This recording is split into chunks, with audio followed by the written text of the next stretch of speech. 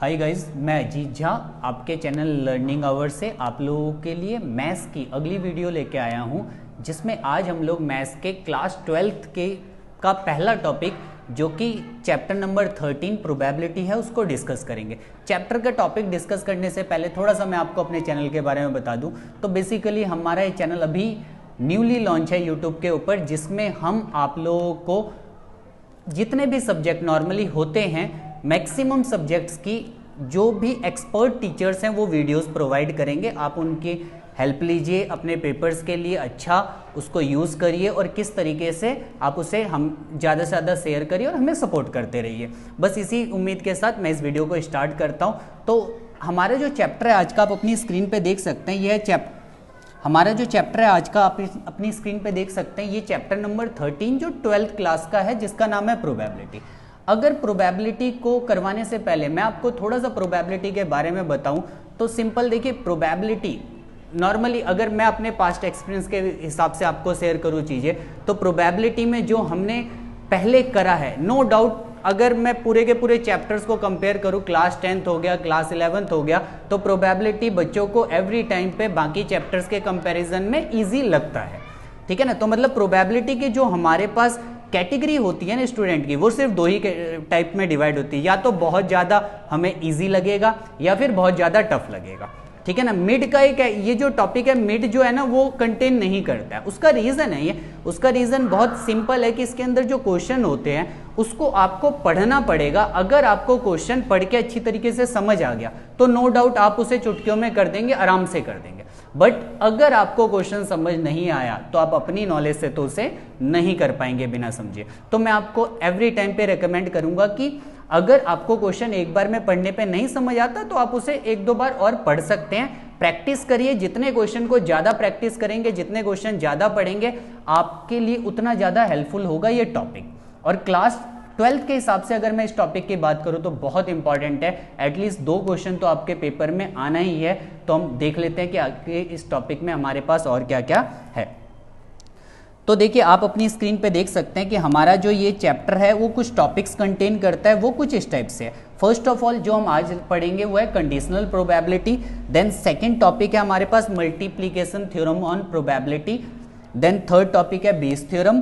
Fourth की बात करें random variable and its probability distribution, Bernoulli's trial and binomial distribution last topic है। अगर हम थोड़ा इंपॉर्टेंट कौन सा बनता है तो बेस थ्योरम सबसे इंपॉर्टेंट है, एवरी ईयर पेपर में आता है। उसके बाद हमारे पास है random variable and probability distribution. Probability distribution के ऊपर भी कई बार आपको पेपर में क्वेश्चन मिल जाएगा। देन अगर मैं आपको बता दूं 2020-21 के स्टूडेंट है तो क्लियर कर दूं कि बाइनोमियल डिस्ट्रीब्यूशन का टॉपिक आपके इस साल के सिलेबस से रिमूव कर दिया गया है, तो आपको इस साल वो करने की जरूरत नहीं है। देन हम देख लेते हैं आगे हमारे पास इस टॉपिक के अंदर क्या है। तो आज हम पहला टॉपिक जो कंडीशनल प्रोबेबिलिटी है उसको स्टडी करेंगे। देन कंडीशनल प्रोबेबिलिटी के अंदर क्या क्या है, कैसे करते हैं, उसको मैं आपको समझाता हूं। तो आप देख सकते हैं अपनी स्क्रीन पे।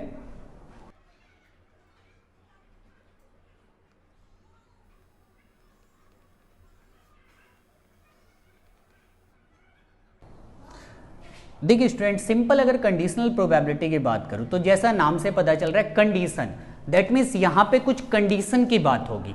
अगर मैं आपको समझाऊं, एक एग्जांपल के थ्रू मैं आपको बताऊं, तो सपोज हमारे पास एक कॉइन है जिसको हम 2 बार उछालते हैं। अगर एक कॉइन को मैं 2 बार टॉस करता हूं तो टोटल 4 चीजें बनेगी उसके सैंपल स्पेस में।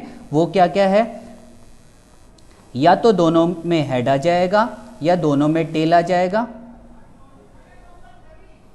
या दोनों में टेल आ जाएगा। सपोज फर्स्ट में हेड सेकंड में टेल, या फिर फर्स्ट में टेल सेकंड में हेड। टोटल मेरे पास 4 चीजें सैंपल स्पेस में बनती है।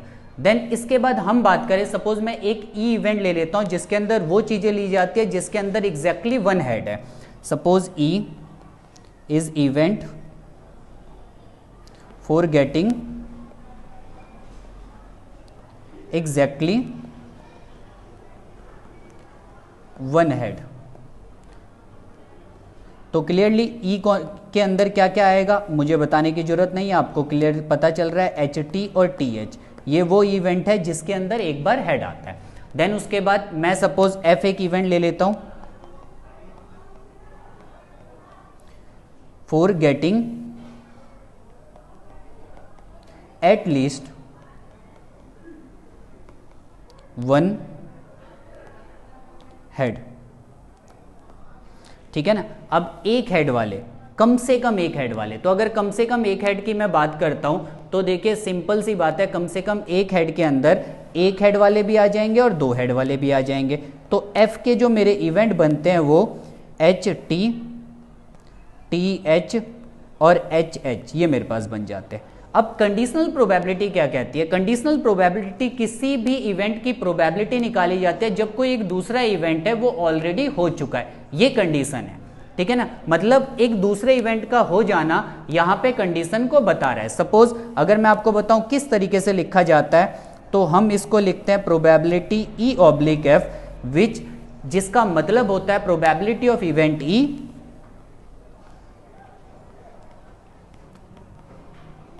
of event E when F is already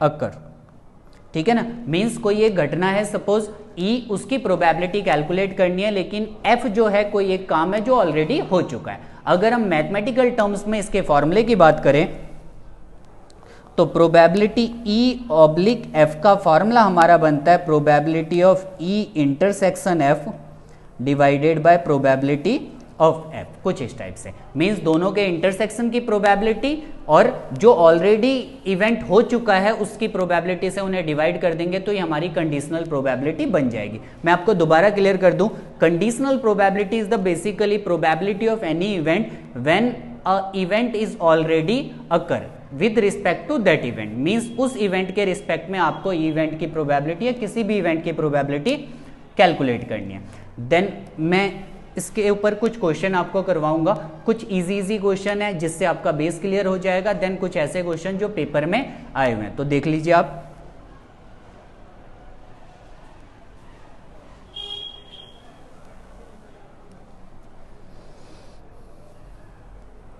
तो देखिए आप अपनी स्क्रीन पे देख सकते हैं। फर्स्ट ऑफ ऑल पहले क्वेश्चन के अंदर इसने बोला है probability of A, P A is the called probability of A, उसकी वैल्यू 1/2 है। प्रोबेबिलिटी ऑफ बी, उसकी वैल्यू 0 दे रखी है। Then calculate the probability of A oblique B. तो देखिए probability of A oblique B की अगर हम बात करें तो फॉर्मूला बन जाएगा probability of A intersection B divided by probability of B. Then we don't have the probability of A intersection B. आप क्लियरली क्वेश्चन में देख सकते हैं कि हमारे पास ए इंटरसेक्शन बी नहीं है प्रोबेबिलिटी उसकी, तो हम यहाँ पे सब्स्टिट्यूट करते हैं प्रोबेबिलिटी ऑफ बी जिसकी वैल्यू 0 दे रखी है। और आप जानते हैं कि अगर किसी भी नंबर को 0 से डिवाइड करा जाए तो ऑब्वियसली नॉट डिफाइन उसका आंसर आता है, तो इसका आंसर हमारे पास आ गया नॉट डिफाइन। दैट मीन्स अगर ऑप्शन की बात करें तो C option is the correct for that particular question. Then अगला क्वेश्चन देख लेते हैं इसमें। देखिए नेक्स्ट इवेंट, अगर नेक्स्ट इवेंट आप अपनी स्क्रीन पे देख सकते हैं, कह रहा है कि देखिए नेक्स्ट क्वेश्चन आप अपनी स्क्रीन पे देख सकते हैं, कह रहा है if A and B are event such that P A oblique B is equal to P B oblique A, then इनमें से कौन सा ऑप्शन इसको सेटिस्फाई करेगा। तो देखिए probability of A oblique B अगर इक्वल है probability of B oblique A के,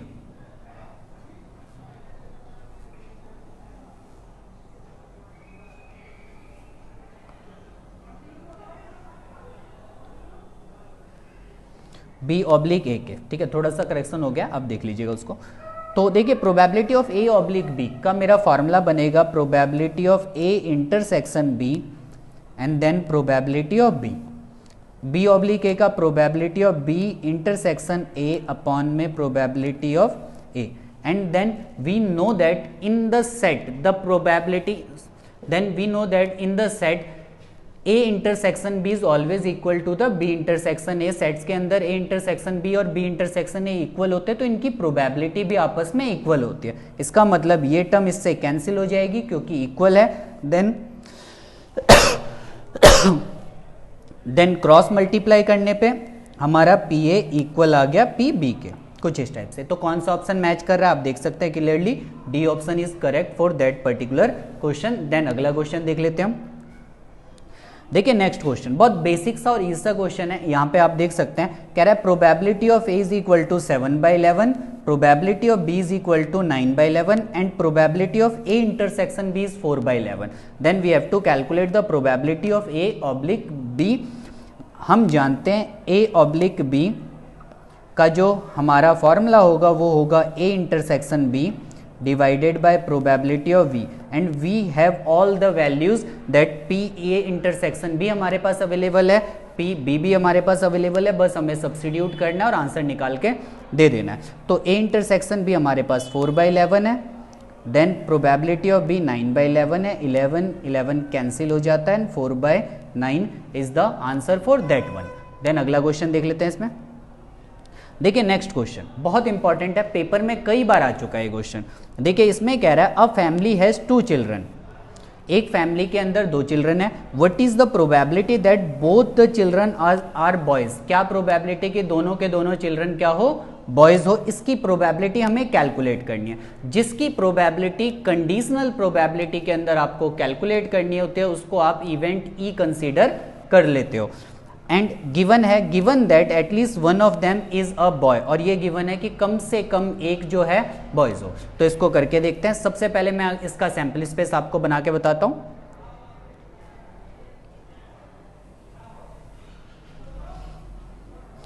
तो देखिए अगर एक फैमिली के अंदर 2 चिल्ड्रन होंगे तो सैंपल स्पेस क्या बन जाएगा, मे बी दोनों के दोनों बॉयज हो, मे बी दोनों के दोनों गर्ल्स हो, मे बी फर्स्ट बॉयज और second girls, may be first girls और सेकंड बॉय. ये मेरे पास टोटल 4 केसेस बन गया. ठीक है, उसने हमें किस चीज की प्रोबेबिलिटी कैलकुलेट करने के लिए बोली है वो आप देख सकते हैं स्क्रीन पे. कह रहा है a family has 2 children, what is the probability that both the children are boys.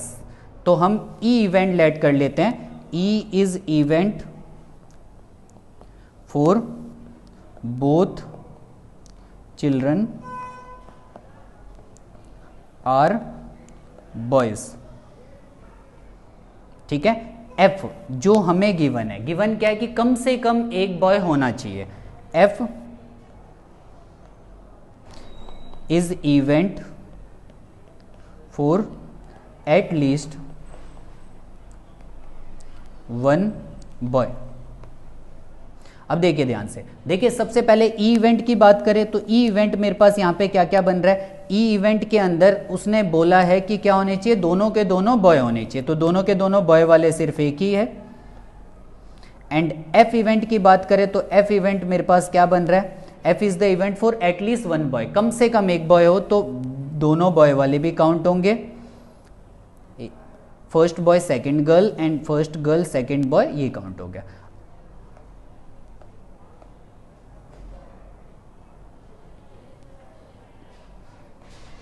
Then मैं अगर ई इंटरसेक्शन एफ की बात करता हूं, दोनों में क्या मैच कर रहा है, तो आप देख सकते हैं बी बी दोनों बॉयज दोनों में मैच कर रहे हैं.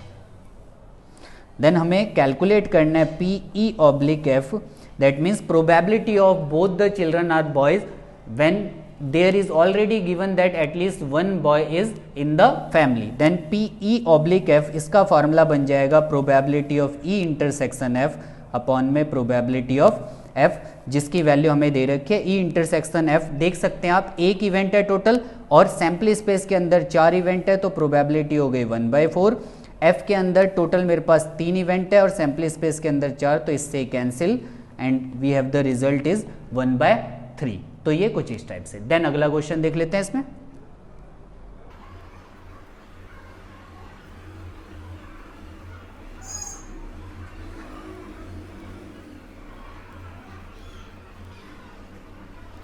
देखिए नेक्स्ट क्वेश्चन हमारे पास है जिसमें वो क्या कह रहा है, अ डाइस थ्रो 3 टाइम्स, एक डाई को मैं 3 बार फेंकता हूं.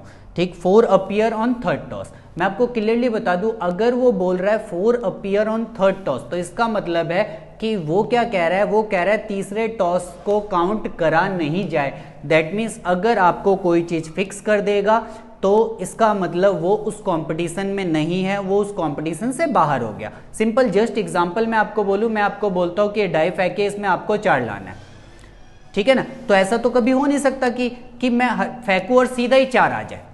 ठीक है, कंफर्म तो नहीं कह सकते ना, कुछ भी आ सकता है. अगर मैं फेंकता हूं और 4 आ जाए तो इसका मतलब फिक्स है, पहले से मैच फिक्स है, तभी तो ऐसा हो रहा है. तो उस केस में आप क्या करेंगे, उसको काउंट ही नहीं करेंगे. तो अगर वो थर्ड टॉस में डाई बोल रहा है, अगर वो थर्ड टॉस में 4 बोल रहा है तो हम थर्ड टॉस को कंसीडर नहीं करेंगे। तो नंबर ऑफ ई अगर मैं यहाँ पे देखूँ तो टोटल 36 हो जाएगा, क्योंकि सिर्फ 2 डाई ही काउंट करा जा रहा है। अब एफ की बात कर लेते हैं। एफ के अंदर वो कह रहा है 6 and 5 appear respectively on first 2 toss. पहले 2 टॉस पे 6 और 5 आए, तो थर्ड टॉस पे चेंजेस आएंगे। तो ये हो सकता है, देखिए 6 5 1 आ सकता है, 6 5 2 आ सकता है, 6 5 3 आ सकता है, 6 5 4 आ सकता है, 6 5 5 आ सकता है एंड 6 5 6 आ सकता है। टोटल मेरे पास ये चीज़ें आ गई। ठीक है, अब अगर मैं आपको यहाँ पे बताऊँ तो दोनों का इंटरसेक्शन, अगर हम इसके इंटरसेक्शन की बात करें तो देखिए ई इंटरसेक्शन एफ का मतलब है कि दोनों को कंबाइन कर दूं। तो कंबाइन करने का मतलब मुझे थर्ड टॉस पे 4 चाहिए, फर्स्ट टॉस पे 6 चाहिए, सेकंड टॉस पे 5 चाहिए। तो इसमें एक ही इवेंट बनेगा, वो बनेगा 6 5 और 4। Then we have to calculate the value of P E oblique F, जिसका फॉर्मूला हो जाएगा probability of E intersection F upon में प्रोबेबिलिटी ऑफ एफ, जो बनता है ई इंटरसेक्शन एफ मेरे पास है टोटल एक इवेंट बन रहे हैं 216 में, और एफ जो है मेरे पास टोटल 6 इवेंट बन रहे हैं 216 में। 216 cancel, then we have the result of that is 1/6। तो कुछ इस टाइप से। तो आपको क्लियर होना चाहिए, जैसा कि इस क्वेश्चन के थ्रू मैं आपको बताना चाहता हूं, कोई चीज फिक्स तो वो कंपटीशन से बाहर। देन अगला क्वेश्चन देख लेते हैं। इसमें सिंपल, ये बहुत इजी क्वेश्चन है, बस कुछ चीजें इसकी कैलकुलेट करनी है, वो 1 बाय 1 हम कैलकुलेट कर लेते हैं। कह रहा है अब फेयर डाइज रोल, एक डाई को फेंका है, consider event E F and G, 3 event दे रखे हैं। कह रहा है find P E oblique F. देखिए फर्स्ट केस में अगर मैं आपको पी ई ऑब्लिक एफ निकाल के बताऊं तो फॉर्मूला हो जाएगा probability of E intersection F upon में प्रोबेबिलिटी ऑफ एफ, और उसकी वैल्यू हमारे पास आ गई ई इंटरसेक्शन एफ, दैट मीन्स ई और एफ में क्या मैच कर रहा है। तो देखिए अगर ई इंटरसेक्शन एफ की मैं बात करूं तो 1 3 5 है, यहाँ पे 2 3 है, तो सिर्फ एक ही इवेंट मैच कर रहा है, वो है 3। ठीक, तो इसका मेरे पास फॉर्मूला हो जाएगा 1/6, 1 एक इवेंट और डाई के अंदर टोटल 6 चीजें आती है, तो 1/6 P F probability of F, F के अंदर 2 इवेंट, डाई के अंदर टोटल, तो ये इससे कैंसिल, मेरे पास आ गया 1/2। एफ ऑब्लिक ई की बात करें तो एफ ऑब्लिक ई के अंदर देखिए यहाँ पे अगर मैं आपको probability of F oblique E बताऊं तो वो हो जाएगा probability of F intersection E upon में probability of E, and we know that, मैंने आपको बताया कि ई इंटरसेक्शन एफ और एफ इंटरसेक्शन ई दोनों सेम होते हैं, तो इसकी वैल्यू भी आ जाएगी 1/6, एंड प्रोबेबिलिटी ऑफ ई के अंदर 3 इवेंट है तो 3/6, इससे कैंसिल, ये आ गया 1/3, कुछ इस टाइप से। देन ई ऑब्लिक जी कैलकुलेट करना है, तो थोड़ा सा स्क्रीन में क्लियर कर दूं।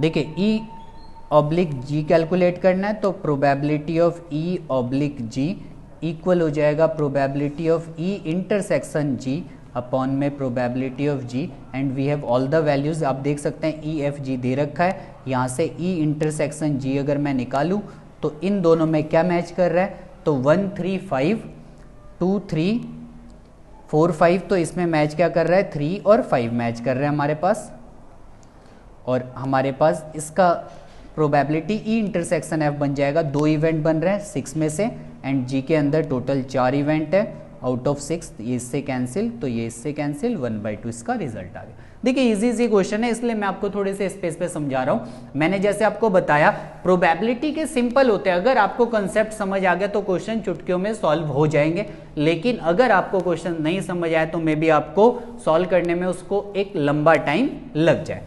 देन आगे देख लेते हैं। इसमें जी ऑब्लिक ई कैलकुलेट करना है, तो probability of G oblique E is equal to probability of G intersection E upon में प्रोबेबिलिटी ऑफ ई, जो कि इक्वल हो जाएगा, आप देख सकते हैं probability of G intersection E again equal होगा ई इंटरसेक्शन जी के, तो ये आ जाएगा मेरे पास 2/6, एंड प्रोबेबिलिटी ऑफ ई वो आ गया 3/6, इससे cancel 2/3, and we have the answer. Then third part की बात कर लेते हैं, फिर स्क्रीन थोड़ा सा क्लियर कर दूं मैं।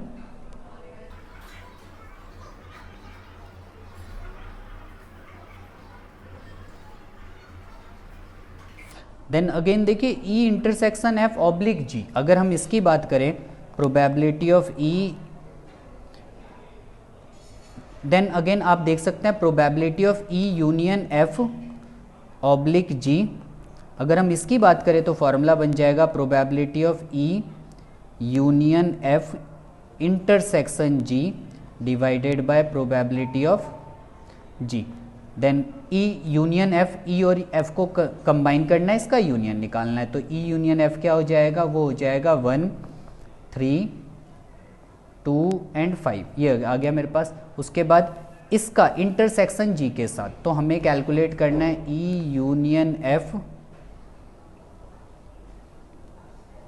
का इंटरसेक्शन जी के साथ, तो इसमें और इसमें क्या मैच कर रहा है, तो देख सकते हैं आप इसमें 2 मैच कर रहा है, 5 मैच कर रहा है एंड 3 मैच कर रहा है, तो ये आ जाएगा 2 3 and 5।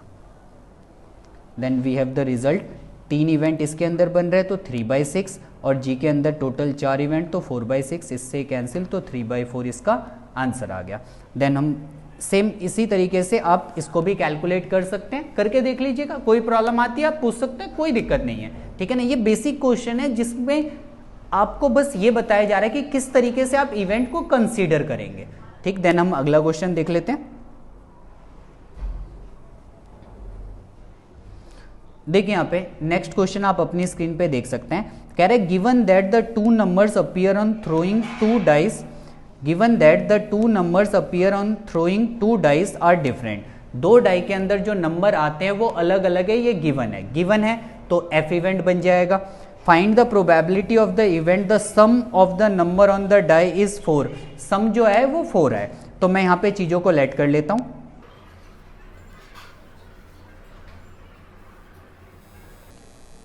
Let E is event for getting sum 4 on dice, ठीक। उसके बाद यहाँ पे देखिए F is event for getting different numbers on die,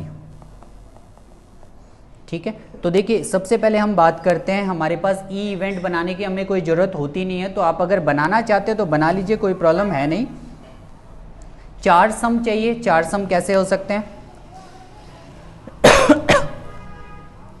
1 3 2 2 and 3 1, ये मेरे पास 4 सम बना रहा है, ठीक है, सम 4। उसके बाद एफ डिफरेंट नंबर, तो डिफरेंट नंबर मेरे पास क्या क्या हो जाएंगे, सिमिलर नंबर जो होते हैं उनको हटा देते हैं, तो सिमिलर नंबर मेरे पास होते हैं 1 1 2 2 3 3 4 4 5 5 और 6 6, तो ये टोटल 6 हो गए। और मेरे पास टोटल जो इवेंट होते हैं वो होते हैं 36, तो अगर 36 में से मैं ये 6 इवेंट हटा दूं तो नंबर ऑफ एफ सीधा कंसीडर कर लेते हैं, नंबर ऑफ एफ मेरे पास आ जाएगा, वो आ जाएगा 30, क्लियर। तो मतलब नंबर ऑफ एफ का मतलब है वो इवेंट जिसके अंदर नंबर अलग अलग होते हैं, नंबर अलग अलग होने का मतलब क्या है, एक जैसे वाले नंबर हटा दिए। देन आगे देख लेते हैं।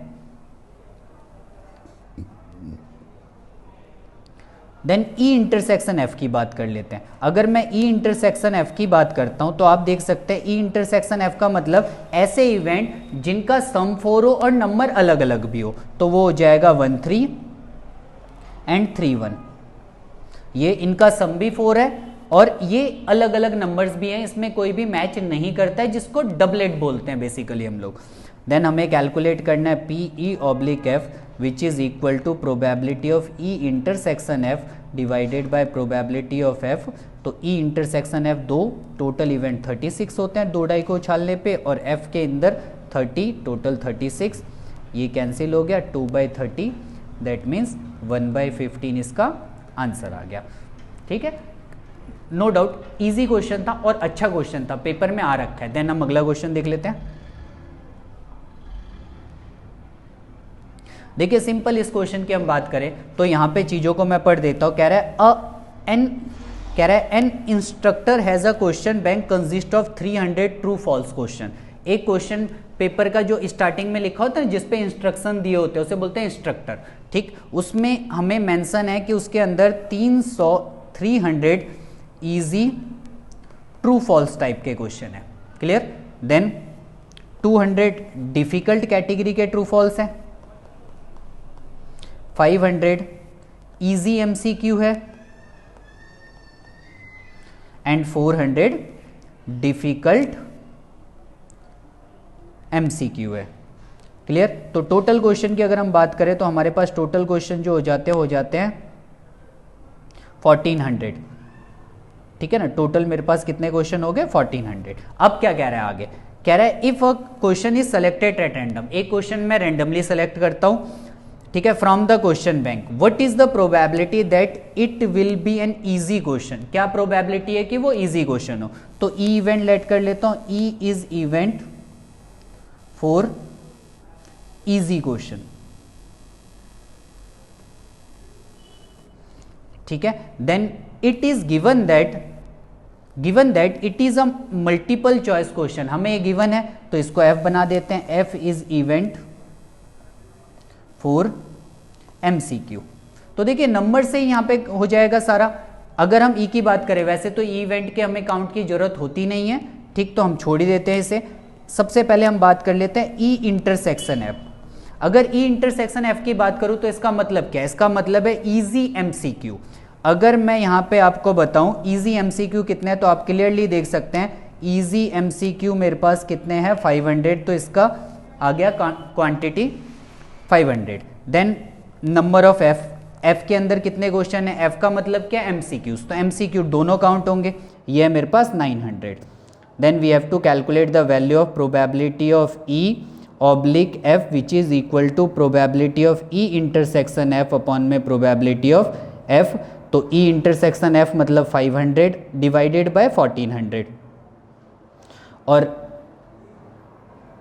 प्रोबेबिलिटी ऑफ एफ मतलब 900 डिवाइडेड बाय 1400। 1400 से 1400 कैंसिल कर दिया मैंने, उसको यहाँ पे लिखा नहीं है, आप लिख सकते हैं अगर चाहे तो, 5/9 इसका आंसर आ गया। तो कुछ इस टाइप से ये होगा। तो ये बेसिकली हमारा मैथ्स का प्रोबेबिलिटी का एक टॉपिक था, कंडीशनल प्रोबेबिलिटी। आप 13.1 ट्राई करिए, 13.1 पे आपको कोई प्रॉब्लम आती है तो आप हमें मैसेज करिए, इमीडिएटली मैं आपके डाउट्स को क्लियर करने की कोशिश करूँगा।